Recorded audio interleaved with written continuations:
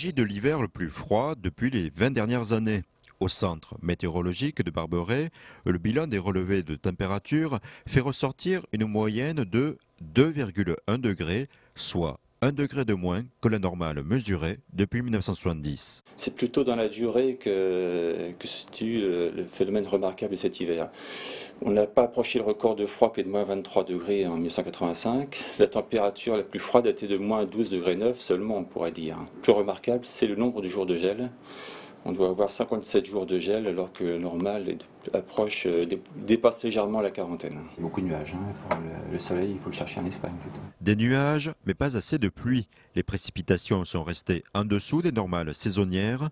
Cet hiver, constamment froid, présente quelques avantages. C'est plutôt une bonne nouvelle d'avoir un hiver froid. Ça permet à la végétation de se cadrer correctement, de ne pas avoir des floraisons un peu hâtives qui après subissent l'effet des gelées. La persistance du froid ralentit la réalisation de plusieurs chantiers, notamment le pont Voltaire. On a l'exemple d'un hiver rigoureux, d'un hiver difficile en termes de chantier, comme on les aime pas, nous, maîtres d'œuvre et maîtres d'ouvrage, et que des interventions et des opérations doivent avoir lieu à certains moments dans des conditions climatiques favorables. Or, malheureusement, le bon exemple des intempéries de cet hiver et des conditions climatiques de cet hiver, on protège l'ouvrage par une couche d'étanchéité et avant de poser l'enrobé. C'est une intervention qui demandait une semaine.